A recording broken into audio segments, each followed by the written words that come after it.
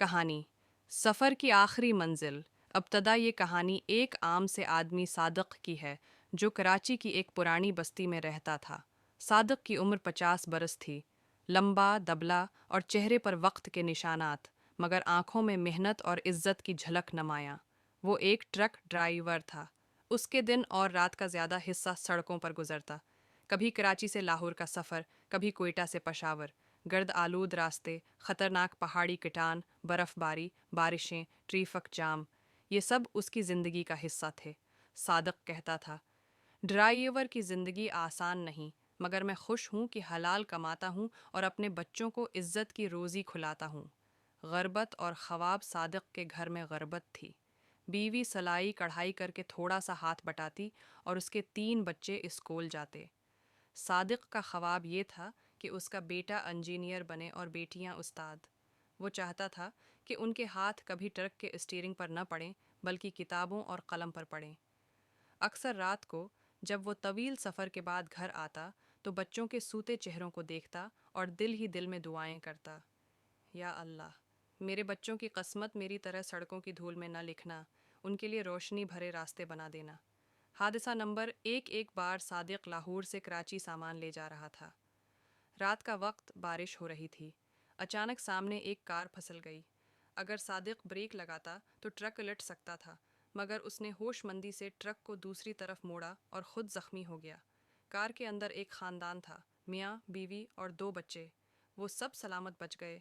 Police आई, report बनी, सब लोग सादिक के हौसले और कुर्बानी को सलाम करने लगे। मगर सादिक ने सिर्फ इतना कहा, जान बचाना सबसे बड़ा काम है, सामान दोबारा आ सकता है, इंसान वापस नहीं आता। मुश्किलात का तूफान साल गुजरते गए। सादिक की कमर झुकने लगी। दिन रात की ड्राइविंग ने उसकी सेहत ख़राब कर दी, मगर वो रका नहीं। बच्चों की फ़ीस देनी होती, किराया भरना होता, घर का खर्च चलाना होता। अक्सर वो खुद भूखा रहता और बच्चों को खाना खुला देता। बीवी कहती, सादिक, इतना जुल्म अपने आप पर ना करो। वो मुस्कुराकर जवाब देता, बीवी, भूख बर्दाश्त हो जाती है, मगर बच्चों की किताबें खाली रहें तो ये बर्दाश्त नहीं होता। हादिसा नंबर 2। एक सर्द रात में सादिक क्वेटा जा रहा था। पहाड़ी रास्ता, ऊपर से ठंड।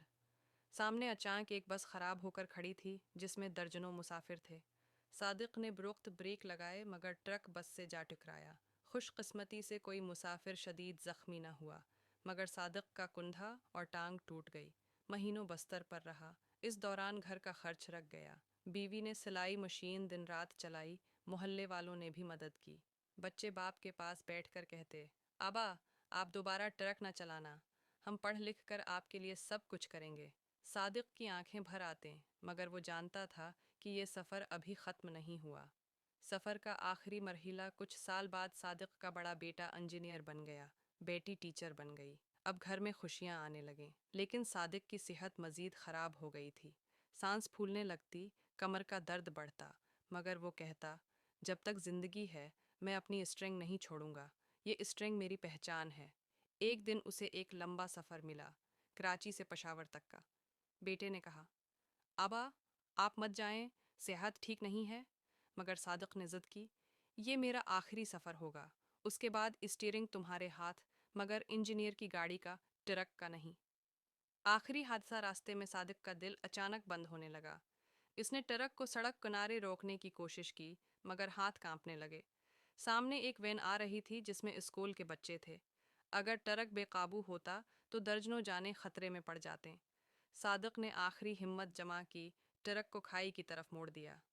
ज़बरदस्त धमाका हुआ, ट्रक तबाह हो गया। सादिक की जान चली गई, मगर बच्चों से भरी वैन महफूज रही। सादिक की मीरास जब ये खबर गांव पहुंची तो सबकी आंखें भर आईं। लोग कहते, ये शख्स आम ड्राइवर नहीं था, ये हीरो था। इसने अपनी जान देकर दर्जनों बच्चों को बचा लिया। इसके जनाजे पर पूरा गांव, पुलिस वाले, ट्रांसपोर्ट के मालकान, सब शरीक हुए।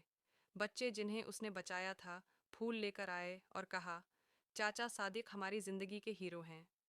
बेटे ने बाप की कब्र पर खड़े होकर कहा, आबा, आपने ज़िंदगी भर दूसरों के लिए कुर्बानी दी।